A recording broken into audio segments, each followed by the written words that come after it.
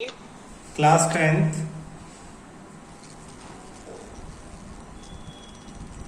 Maths chapter 1 question आपके पास है show that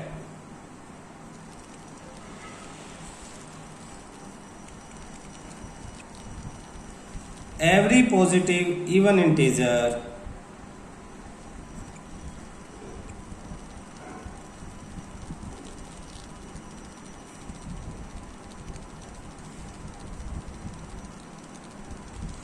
is of the form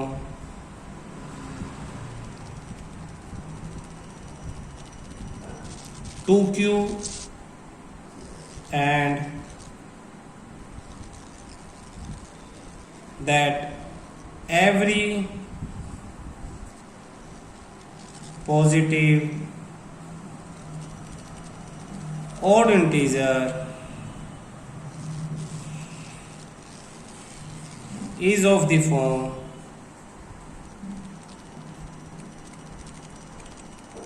2q plus 1 where q is some integer. Solution, सबसे पहले question समझ लेते हैं। क्वेश्चन ने कहा है कि show that every positive even integer, इन शब्दों का क्या मीनिंग है? इंटीजर क्या होते हैं? -3 dot dot dot -3 -2 -1 0 1 2 3 dot dot dot dot, ये नंबर इंटीजर है। इसने कहा पॉजिटिव, पॉजिटिव यानी 0 से इधर वाले नंबर। फिर इसने कहा इवन, इवन मतलब जो 2 से डिवाइड हो जाए, जैसे 2 4 फिर 5 छोड़ के फिर 6, ये तो इन नंबर्स के बारे में बात कर रहा है। किन नंबर्स के बारे में? 2 के बारे में, 4 के बारे में और 6 के बारे में। ये कौन से नंबर हैं? इंटीजर तो है ही है, प्लस पॉजिटिव है, इवन नंबर्स हैं। कह रहा है कि ये 2q की फॉर्म में हम इन्हें लिख सकते हैं। 2q का मतलब है 2 इंटू क्यू। जैसे कि ये जो 2 लिखा है मैंने, इसको मैं लिख सकता हूँ 2 इंटू 1, 4 को लिख सकता हूँ 2 इंटू 2, 6 को लिख सकता हूँ 2 इंटू 3। यानी कोई भी इवन नंबर 2 से कंप्लीटली डिवाइड होगा, कोई रिमाइंडर नहीं बचेगा, ये कहने का मतलब है। फिर उसके बाद इसने कहा एवरी पॉजिटिव ओड इंटीजर, तो ओड इंटीजर पॉजिटिव तो वही है 1 2 3 4 5 1 2 3 4 5 6 7 ये, लेकिन odd, odd in the sense 1 3 5 7 इस तरह के नंबर, ये ओड नंबर है। तो ये जो ओड नंबर है ये किस फॉर्म में होंगे? 2q प्लस 1, यानी जब हम इन्हें 2 से डिवाइड करेंगे तो 1 रिमाइंडर बचेगा। जैसे 1 की जगह मैं लिख सकता हूँ 2 इंटू 0 प्लस 1, 3 की जगह लिख सकता हूँ 2 इंटू 1 प्लस 1, 5 को 2 से डिवाइड करूंगा तो 2 इंटू 2 प्लस 1, 7 को 2 इंटू 3 प्लस 1, इस तरह से। तो ये ना ऐसे एग्जाम्पल नहीं करना, मुझे ये प्रूव करना है। तो प्रूव कैसे करेंगे? इस तरह के सब क्वेश्चंस का एक सेम मेथड है। सॉल्यूशन बिल्कुल एग्जैक्ट एक ही तरह से शुरू होगा सबका। कैसे? हम सबसे पहले कहेंगे लेट ए, ये जो भी इवन और ओड इंटीजर हैं इनको ए मान लिया हमने। A be any positive integer, कोई भी पॉजिटिव इंटीजर है ये ए पॉजिटिव इंटीजर, एक पॉजिटिव इंटीजर है। एंड और b इज इक्वल टू 2 मान लो, b को क्या मान लो? 2। तो एक यूक्लिड्स था, उसने एल्गोरिथम दी थी bye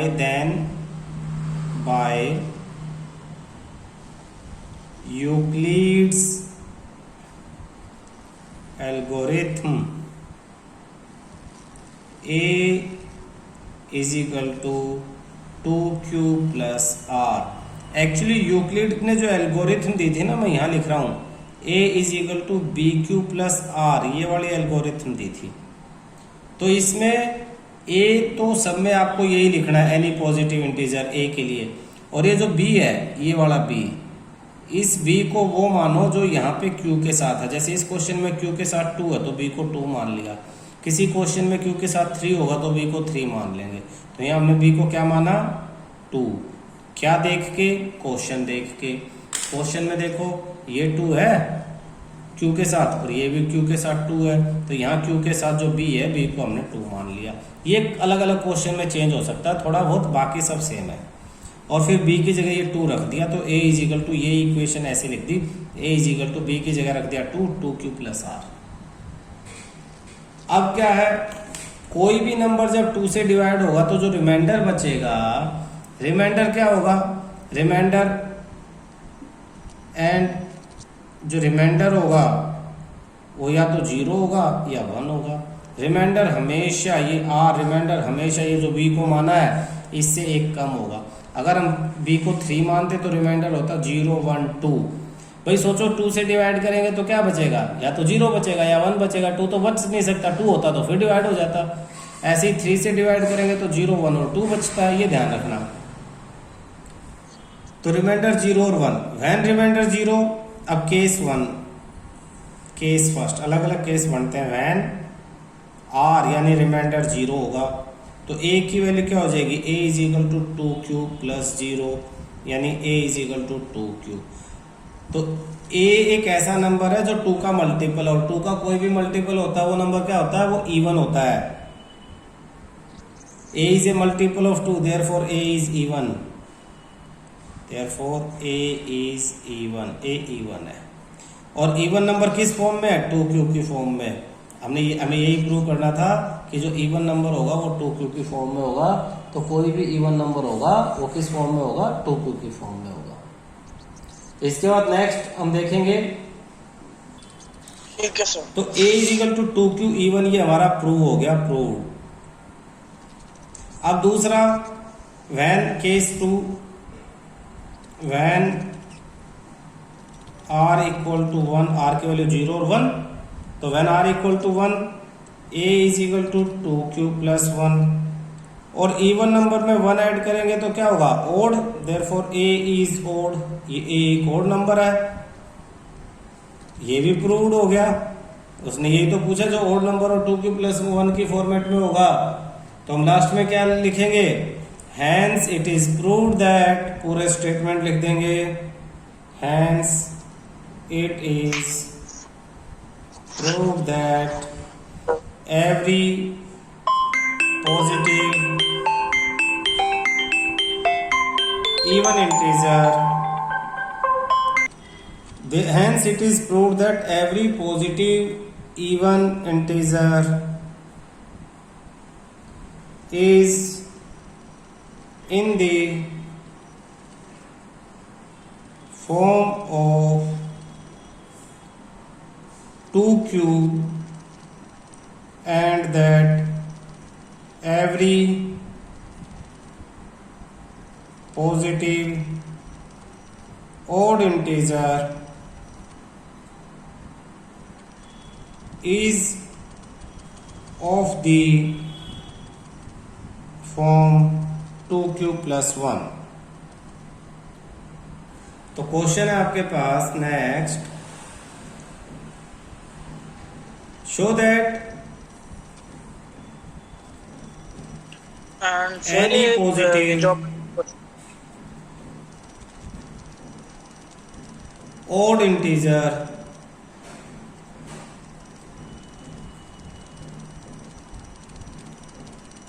is of the form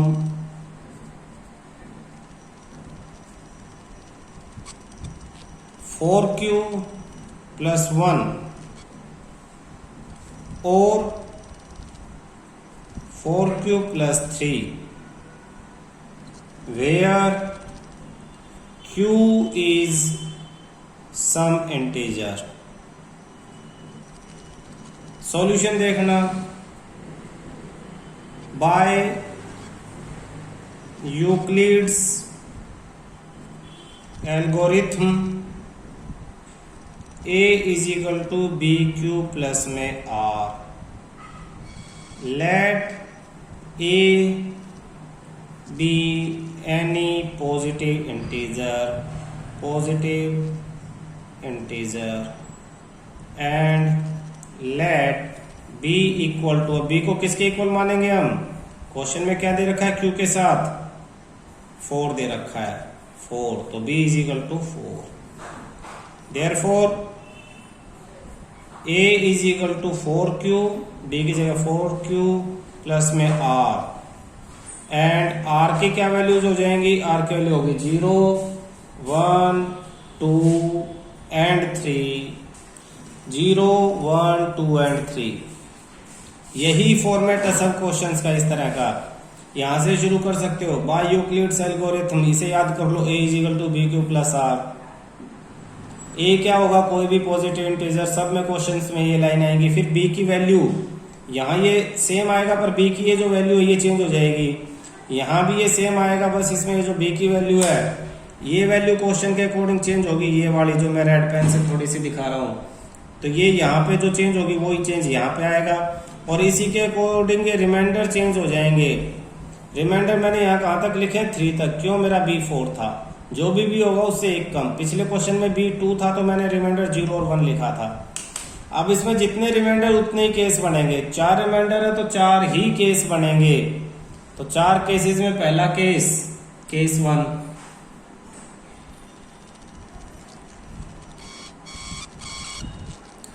तो केस 1 क्या कहता है? व्हेन r इक्वल टू 0, जब रिमाइंडर 0 है। तो इसमें इक्वेशन में रिमाइंडर की वैल्यू लिखनी होती है a is equal to 4q plus 0, तो a equal to 4q even है या ओड है ये चेक करना पड़ेगा। तो देखो 2 से मल्टीप्लाई करके लिख सकते हैं, 2 इंटू 2q, तो a is equal to 2m, जहां पे m is equal to 2q लिख देते हैं हम। तो ये कैसा नंबर है? Even, a is even, a is multiple of 2, और जो 2 का मल्टीपल है वो क्या है? इवन है, a इज इवन हेयर। हमें सिर्फ इस क्वेश्चन में ओड प्रूव करना है। क्वेश्चन में सिर्फ हमें ओड इंटीजर्स को प्रूव करना है इस दो फॉर्मेट में, इसमें और इसमें। तो इवन है तो यहीं छोड़ दो। फिर case second, case 2, when r is equal to 1, तो a is equal to 4q plus में 1। तो 4 को कैसे लिखेंगे? 2 इंटू 2q प्लस में 1, तो a is equal to 2m plus में 1, और m की क्या वैल्यू है? m is equal to 2q। तो ये 2q, 2 जो m है ये इवन है और प्लस में 1 हो गया तो ओड हो गया। तो here a is odd, a odd integer हो गया। देयरफॉर इट इज ओड किस में आया है? जब a 4q प्लस 1 था तब ओड आया है। तो इसे याद रखना, लास्ट में हम इसे प्रूव करके शो कर देंगे। Case third, when r is equal to 2, a is equal to 4q plus r की जगह रख देंगे 2, a इज इक्वल टू, इन दोनों में से 2 कॉमन ले लेंगे तो अंदर बचेगा 2q प्लस में 1, तो a is equal to 2m। यहाँ पे m की वैल्यू क्या है? 2q प्लस 1 की जगह m आया था तो 2q प्लस 1, लेकिन है तो मल्टीपल 2 का, तो a इज इवन, यहाँ पे a इवन है। फिर केस 4, केस 4 में when r equal to 3, a is equal to 4q plus 3, a is equal to 4q plus 3 को 2 प्लस 1 लिख लो, तो a इज इक्वल टू, पहले दो में से 2 कॉमन ले लो, 2q प्लस में 1 और लास्ट वाला plus 1 as it is. a is equal to 2m plus 1, m की value 2q plus 1, 2q plus 1 की जगह m रखा हमने, तो a इज ओड। अब देखो दो केस में a ओड आया है, एक तो यहाँ पे a ओड आया है और एक यहाँ पे। यहाँ पे a की क्या वैल्यू थी? 4q प्लस 1, और यहाँ पे a की वैल्यू क्या थी? 4q plus 3। बाकी में इवन आया है। इन the sense it is proved that, therefore it is proved that any positive odd integer is of the form 4q plus 1 और 4q plus 3। इसका वैसे मीनिंग क्या है वो मैं तुम्हें समझाता हूं। इसका मीनिंग ये है कि तुम कोई भी ओड इंटीजर ले लो, पॉजिटिव ओड इंटीजर, उसे अगर तुम 4 से डिवाइड करोगे तो या तो 1 रिमाइंडर आएगा या 3। ये कहने का मतलब है सिंपल लैंग्वेज में, ओड इंटीजर जैसे मान लो तुमने 99 ले लिया, ओड है ना 99, तो 99 ओड है, 99 को 4 से डिवाइड कर लो। तो जब 4 से डिवाइड करोगे 4 2 जा 8 माइनस 1 आ गया, फिर 9, 4 4 जा 16, 3 रिमाइंडर। तो 99 को मैं लिख सकता हूँ 4 मल्टीप्लाई 24 प्लस 3, यानी ये इस फॉर्मेट में आ गया। 99 तो कोई इंटीजर है, ये 4 है, 24 b है और प्लस में 3, इस फॉर्म में लिख सकते हैं हम किसको, 99 को। इसी तरह से कोई और नंबर अगर आप लेते हो, 97 ले लेते हो सपोज, तो 97 को डिवाइड करोगे तो भी या तो 4q प्लस 3 की फॉर्म में आएगा या 4q प्लस में 1 में। चेक कर लो 97, ये तो मैं वैसे एक्स्ट्रा करवा रहा हूँ, ये पेपर में ये चीजें नहीं आएंगे तो समझाने के लिए कि ये कह क्या रहा है वो बता रहा हूँ। 4 2 जा 8 माइनस 1 7 और 4 4 जा 16, कितना रिमाइंडर बचा 1। तो इसे मैं लिख सकता हूँ 97 is equal to 4 into 24 plus में 1, यानी a is equal to 4q plus 1। तो इसको ऐसे नहीं प्रूव करना, इसको इस तरह से प्रूव करना कि भाई अगर 4 से डिवाइड करेंगे तो रिमाइंडर 0 1 2 और 3 आएगा। जिन जिन क्वेश्चंस में रिमाइंडर 0 या 2 आएगा वो दोनों क्वेश्चन तो आपके इवन हो जाएंगे, और जिनमें 1 और 3 आएगा वो आपके ओड नंबर्स हो जाएंगे। तो ये हमारा प्रूव हो गया कि अगर कोई भी नंबर है वो अगर ओड है और 4 से डिवाइड करेंगे तो 1 या 3 रिमाइंडर आएगा। क्लियर है। एक रिलेशन है कि अगर दो नंबर्स हैं, कोई भी दो नंबर, उनका आप HCF निकाल लेते हो और LCM निकाल देते हो, तो HCF और LCM को मल्टीप्लाई करोगे तो जो नंबर्स हैं, first number multiply second number, यानी नंबर्स को मल्टीप्लाई करो, HCF LCM को मल्टीप्लाई करो तो ये इक्वल आएगा। ये एक रिलेशन है, इसे एक फॉर्मूला मान सकते हो आप। और इस फॉर्मूले के ऊपर एक क्वेश्चन आ जाता है, कैसे? सपोज क्वेश्चन में उसने कहा है कि गिवन दैट HCF किसका HCF 306 और 657 का HCF वो 9 है। ब्रैकेट में दो नंबर है, इसका मतलब इन दोनों नंबर का HCF 9 है। अब क्वेश्चन कह रहा है कि फाइंड LCM फाइंड आउट करो, किसका? इन्हीं दोनों नंबर्स का। तो हमारे पास ये दो नंबर पता है इस क्वेश्चन में और HCF पता है, LCM नहीं पता। तो सॉल्यूशन में हम क्या लिखेंगे? सॉल्यूशन में हम लिखेंगे LCM equal to first number multiply second number divide by, ये HCF इधर मल्टीप्लाई हो रहा है तो दूसरी तरफ जाके डिवाइड हो जाएगा HCF। तो पुट कर लो फर्स्ट नंबर की value 306, second number 657 divide by HCF कितना दे रखा? 9, ये 9 दे दिया।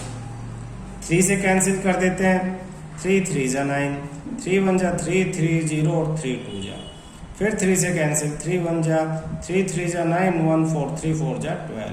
तो आपके पास आता है 34 मल्टीप्लाई 657।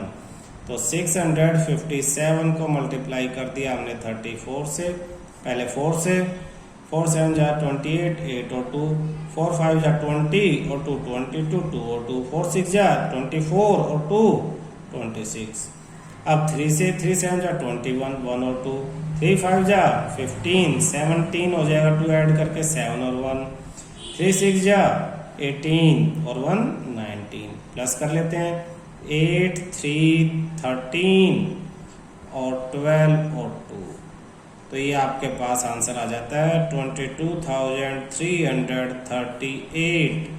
ये LCM है, तो LCM इक्वल टू ये आपका आंसर है। क्लियर है। अब एक क्वेश्चन बड़ा पूछा जाता है पेपर में, prove that 3 + 2√5 is irrational. Irrational ये प्रूव करना है।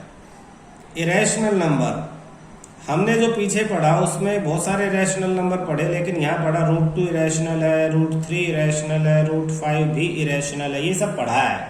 ये सब इरेशनल नंबर है, तो इस इंफॉर्मेशन को भी यूज करना है। इसमें सॉल्व कैसे करना है, हम देखना इस तरह के सारे क्वेश्चन इसी मेथड से सॉल्व होंगे, बिल्कुल सबके स्टेटमेंट सेम है। लेट 3 + 2√5 इज रैशनल, हम इसे रैशनल नंबर मानेंगे, रैशनल। सर एक सेकंड सर, वो दोबारा मेरे तो मान लेंगे कि जो भी नंबर दिया ये एक रैशनल नंबर है। देयरफॉर कोई भी रैशनल नंबर जो होता है उसे हम किस फॉर्मेट में लिख सकते हैं, a/b की फॉर्म में। 3 यहाँ लिख देते हैं, देयरफॉर यहीं लिख दिया हमने, इसे काट दो। 3 + 2√5 = a/b। a/b और a/b क्या है, हाँ भाई, तो 3 + 2√5 a/b है। और a/b को एक चीज समझना कि here a and b are coprime. अब ये कोप्राइम किसे कहते हैं, कोप्राइम का मतलब होता है नो कॉमन फैक्टर, इनके कोई भी कॉमन फैक्टर नहीं है। जैसे मान लो मैं लिखता हूँ 10 और 12, तो 10 के फैक्टर है 2 × 5 और 12 के फैक्टर है 2 × 2 × 3, तो इनमें 2 कॉमन है ना, तो ये दोनों कोप्राइम नहीं है, not a coprime, not a coprime. लेकिन मैं लिखूं 10 और आपका 10 के बजाय मैं 8 लिखता हूं, 8 और 15, तो 8 होता है 2 × 2 × 2, 15 है 3 × 5। तो अब इन दोनों नंबर्स के कोई भी फैक्टर 8 और 15 में कोई भी कॉमन फैक्टर नहीं है, तो 8 एंड 15 जो है वो कोप्राइम नंबर होंगे। कैसे नंबर होंगे, कोप्राइम। तो हम यहाँ मान लेते हैं ए और बी कोप्राइम नंबर है कि इनके कोई भी कॉमन फैक्टर नहीं है।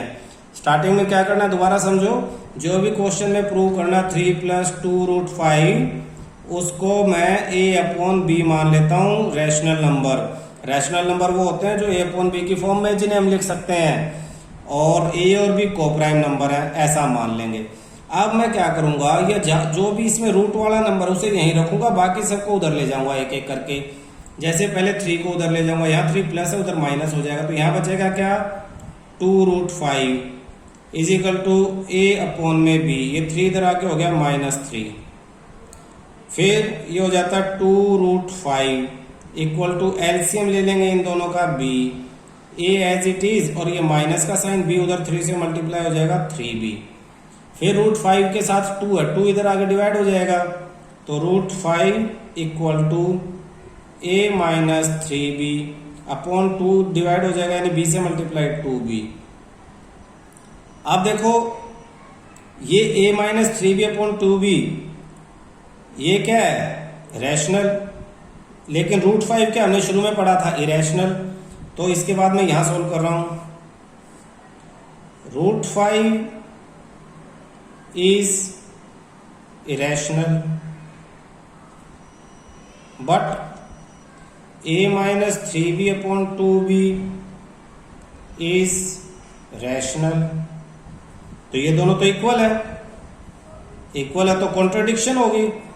दिस कॉन्ट्राडिक्शन, विरोधाभास, is arisen due to our wrong assumptions.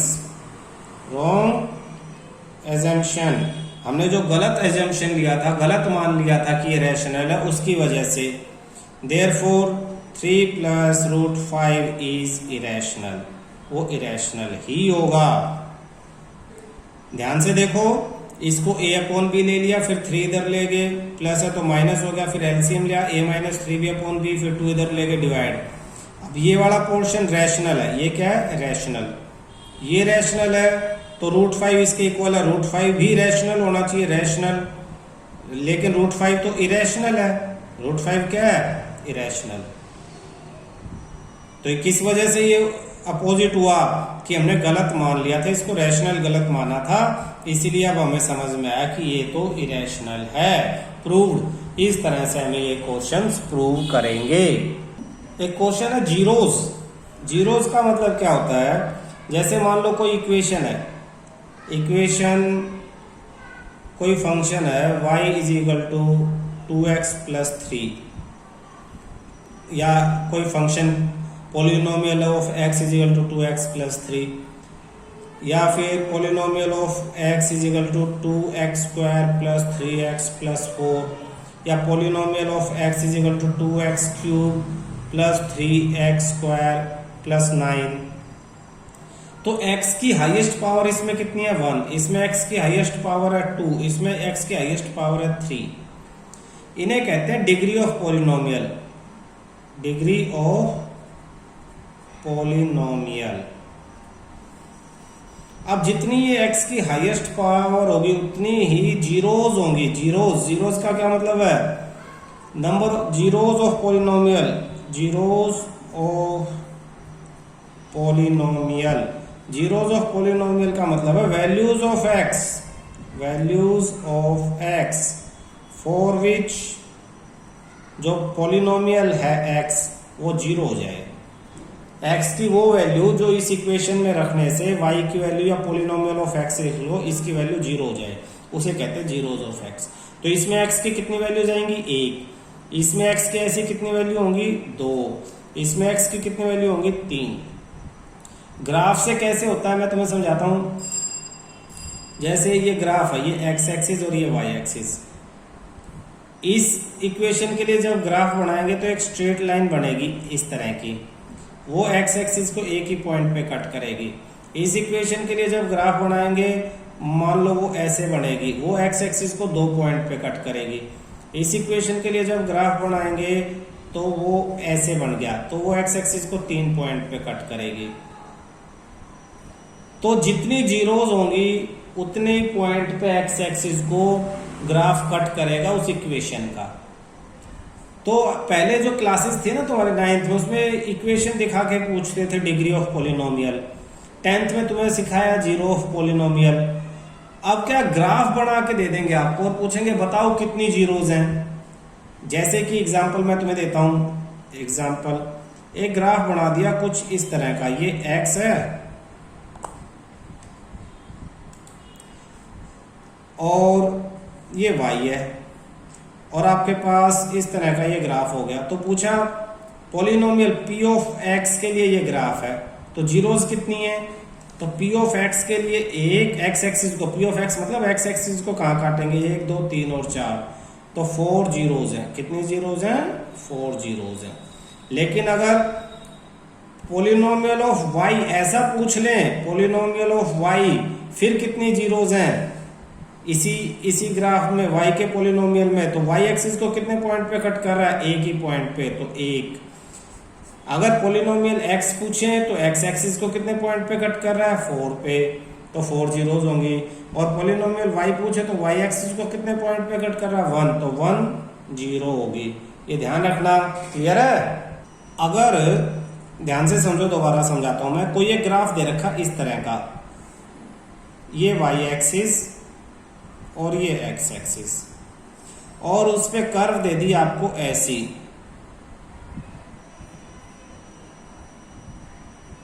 इस तरह से। इस ग्राफ पे 2 क्वेश्चन पूछ सकते हैं, दो। जैसे वो पूछेगा कि ये ग्राफ अगर वो कहे p ऑफ x के लिए है तो अलग क्वेश्चन, और इसे कहे p ऑफ y के लिए तो अलग क्वेश्चन। p ऑफ x के लिए ये ग्राफ है तो जीरोज पूछेगा कि जीरोज कितनी है। तो आप देखोगे x एक्सिस के कितने पॉइंट पे कट किया, 1 2 3 4 और 5 पॉइंट पे कट किया, तो जीरोज है 5। और वो कहे कि ये ग्राफ पी वाई के लिए है तो बताओ कितनी जीरोज है। तो देखोगे y एक्सिस को कितने पॉइंट पे कट करता है, 1 पे, तो 1। ये ध्यान रखना, क्वेश्चन में पी एक्स बोला है तो जीरोज होंगी,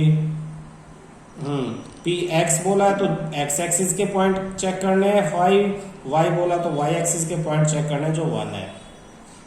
तो वाई एक्सिस के लिए इस तरह से भी ग्राफ पूछ सकते हैं, ये ऐसे बना दिया और ये वाई दे दिया, कह रहा है पी ऑफ वाई के लिए ग्राफ है तो जीरोज बताओ, तो जीरोज हो जाएंगे 1 2 3 और 4 जीरोज हो जाएंगे। तो ग्राफ का ये क्वेश्चन बहुत बार आया है, इसका ध्यान रखना। आपसे इक्वेशन बनवा लेंगे। इक्वेशन कैसे बनवाएंगे,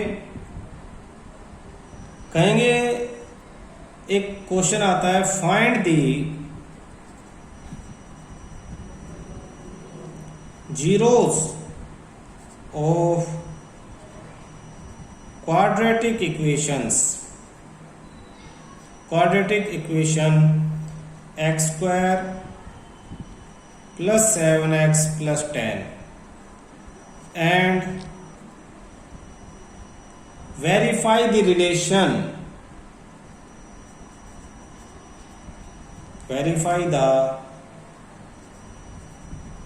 relationship between the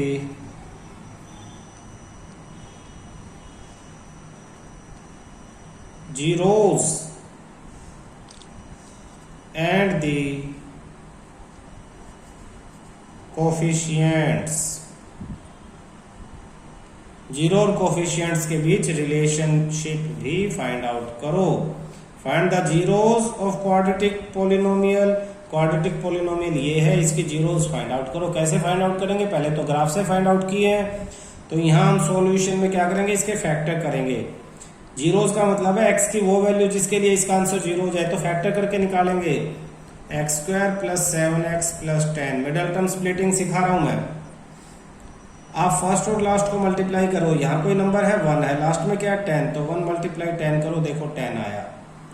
10 के फैक्टर करो तो 2 5 जा 5 1 जा 2 और 5। एक्स स्क्वायर प्लस ये जो 7 है इसकी जगह ब्रैकेट लिखो, बाहर x लिखो प्लस 7। यहाँ इन फैक्टर्स में से दो नंबर उठाओ, वो यहाँ इस तरह लिखो कि उन्हें प्लस करने से 7 आए और मल्टीप्लाई करने से ये ऊपर वाला 10 आए। तो 2 और 5 साफ साफ दिखाई दे रहे हैं, तो मैं लिखूंगा 2 प्लस 5। फिर अगले स्टेप में लिखूंगा x square plus 2 into x 2x, 5 into x 5x plus 10। X को अंदर मल्टीप्लाई कर दिया डिस्ट्रीब्यूटिव प्रॉपर्टी से। अब पहले दो की पेयर में से मैं x कॉमन है, दोनों में तो कॉमन ले लिया। यहाँ एक्स स्क्वायर एक्स से डिवाइड होगा तो x बचेगा, प्लस 2x में से x गया तो 2 बचेगा। प्लस इसी तरह 5x प्लस 10 में से 5 कॉमन लूंगा, यहाँ सिर्फ x होगा और 10 को 5 से डिवाइड करूंगा तो 2 आएगा। मेरे पास दोनों ब्रैकेट हमेशा सेम आने चाहिए, मैं उन्हें एक बार लिख लूंगा कॉमन लेके, तो x प्लस 2। बाकी क्या बचा, यहाँ x बचता है, ये प्लस का निशान और ये 5 बचता है। अब मैं इनको बारी बारी जीरो फाइंड आउट करने के लिए जीरो के इक्वल रख दूंगा, यानी x प्लस में 2 इक्वल टू जीरो कर दूंगा, तो x इज इक्वल टू 2 उधर जाएगा तो -2। और इसी तरह से x प्लस 5 को जीरो के इक्वल रख दूंगा, x इज इक्वल टू -5। ये दो जीरो आ गए। एक जीरो को अल्फा से शो करते हैं, therefore alpha is equal to -2 and beta, ये बीटा साइन है, इज इक्वल टू -5। ये दो जीरो आ गए। अब वो कह रहा है relationship between zeros and coefficient, zero और कोफिशिएंट के बीच का रिलेशनशिप भी आप शो करो। देखो आपके पास इक्वेशन क्या थी, x square plus 7x plus 10। तो जनरल इक्वेशन होती है हमारी, जनरल इक्वेशन वो होती है a x square plus b x plus c. तो जब इन दोनों को कंपेयर करेंगे तो एक्स स्क्वायर के साथ ए है, यहाँ एक्स स्क्वायर के साथ 1 है, तो a is equal to 1, b equal to a is equal to 1 x square का coefficient, b is equal to x का कोफिशिएंट, x के साथ है ना b, तो यहाँ x के साथ क्या है 7 एंड c इक्वल टू जो कांस्टेंट है वो है 10। अब हमें क्या फाइंड आउट करना है, अब हमें alpha plus beta find out करना है। तो अल्फा क्या है -2, बीटा है -5, यानी -2 प्लस में -5, तो ये हो जाएगा -2 प्लस -5। तो माइनस माइनस प्लस होता है, 2 और 5 7 हो गया, बड़े के सामने माइनस है तो -7 हो गया। ये किसकी वैल्यू आई, अल्फा प्लस बीटा की वैल्यू आई, अल्फा प्लस बीटा, यानी इन दोनों को प्लस कर दिया। फिर हमें फाइंड आउट करना है -b अपॉन a, तो माइनस का निशान एज इट इज, b यानी b की जो वैल्यू है 7 अपॉन a की वैल्यू क्या है 1। इन दोनों को सिंप्लीफाई करो तो -7 आएगा। आप देखोगे यहाँ भी -7 आया था, यहाँ भी -7 आया है। इसका मतलब अल्फा प्लस बीटा -b/a के इक्वल है। Therefore alpha plus beta is equal to -b/a। इसी को कहते हैं relationship between zeros and coefficient. तो sum of zeros equal to -b/a। Sum of zeros equal to minus coefficient of b क्या है, x का कोफिशिएंट x के साथ है तो x अपॉन a, यानी कोफिशिएंट ऑफ x स्क्वायर। ये पहला रिलेशन है। इसके बाद अब हमें फाइंड आउट क्या करना है, इसके बाद हमें alpha into beta find out करना है। तो अल्फा की वैल्यू -2, बीटा की वैल्यू -5। सोल्व करेंगे माइनस माइनस प्लस 2 5 जा 10। फिर हमें फाइंड आउट करना c अपॉन a। तो c की वैल्यू यहाँ देखो a b c 10 upon a की वैल्यू वही 1, तो ये भी 10। आप देखो ये दोनों वैल्यू सेम आई हैं, यहाँ भी 10 और यहाँ भी 10। इसका मतलब alpha into beta equal to c upon a। देयरफॉर alpha into beta equal to c upon a।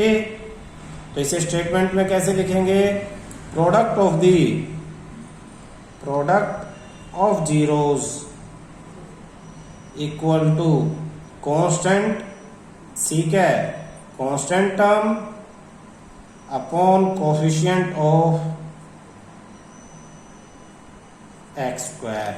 तो ये भी आपका वेरीफाइड हो गया, वेरीफाइड फॉर्मूला, और ये फॉर्मूला भी आपका वेरीफाई हो गया। तो दोनों फॉर्मूले आपके यहाँ पे वेरीफाई हो गए। दोबारा एक बार देख लो, आपको क्वेश्चन कुछ इस तरह से दिया होगा, find the zeros of the quadratic equation x square plus 7x plus 10 and verify the relationship between the zeros and coefficient. Zeros और कोफिशिएंट के बीच के रिलेशन को वेरीफाई करना है। तो हमने ये जो इक्वेशन थी इसके मिडिल टर्म स्प्लिट से फैक्टर किए, x की दो वैल्यू निकाली, एक वैल्यू को अल्फा कहेंगे, दूसरी वैल्यू को बीटा कहेंगे, और हमारी इक्वेशन को स्टैंडर्ड फॉर्म जनरल इक्वेशन से कंपेयर करके a b और c की वैल्यू निकाली। ये कोफिशिएंट्स होते हैं, ये क्या है, कोफिशिएंट है। और जीरो कौन से हैं, अल्फा और बीटा जीरोज है, अल्फा एंड बीटा। फॉर्मूले क्या है, एक ये फॉर्मूला है हमारा और एक फॉर्मूला ये है। ये दोनों फॉर्मूले वेरीफाई करने हैं। तो फॉर्मूले पहले ही याद कर लेना ताकि तुम्हें पता लग जाए क्या निकालना है।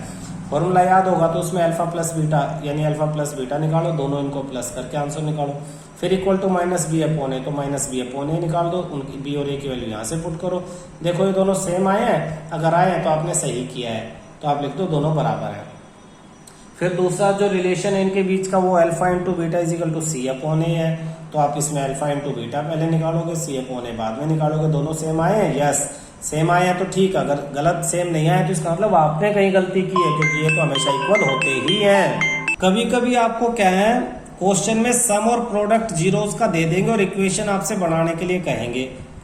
जैसे कि क्वेश्चन आपके पास आ जाएगा, if sum and product of the zeros are suppose 1/4 and -1, find quadratic polynomial, find the quadratic polynomial। तो समझो कि तुम्हें क्या दिया और क्या फाइंड आउट करना है। तुम्हें क्वाड्रेटिक पोलिनोमियल फाइंड आउट करना है। क्वाड्रेटिक पोलिनोमियल होता है ax² plus bx plus c, ये इक्वेशन। तो ये इक्वेशन फाइंड आउट करने के लिए तुम्हें a की वैल्यू फाइंड आउट करनी पड़ेगी, b की वैल्यू फाइंड आउट करनी पड़ेगी और c की।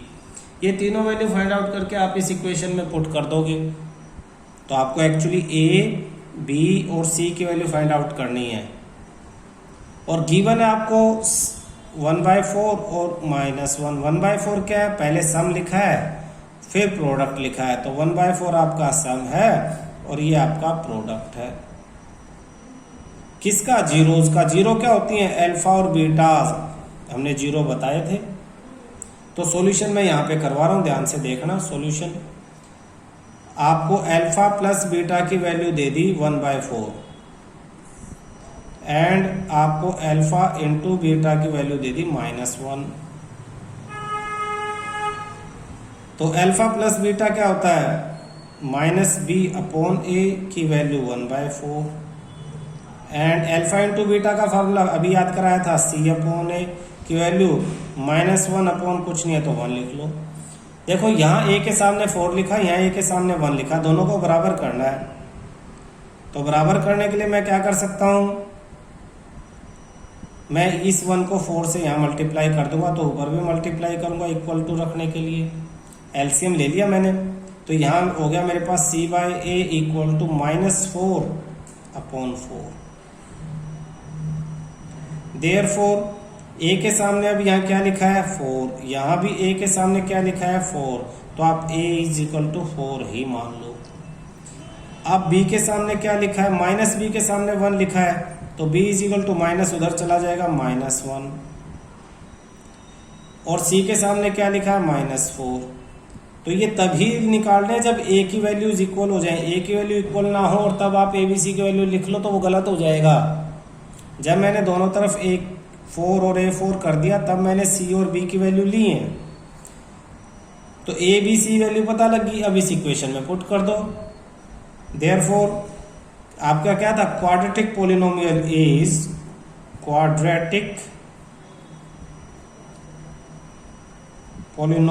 इज a की जगह 4 इसमें तो 4x², b की जगह -1 तो -1x, तो -1 को x ही लिख देते, -1x को -x प्लस c यानी -4। ये आपका आंसर है। क्लियर है? फॉर्मूला क्या यूज हुए इसमें, alpha plus beta is equal to -b/a और alpha into beta equal to c/a, ये फॉर्मूले है।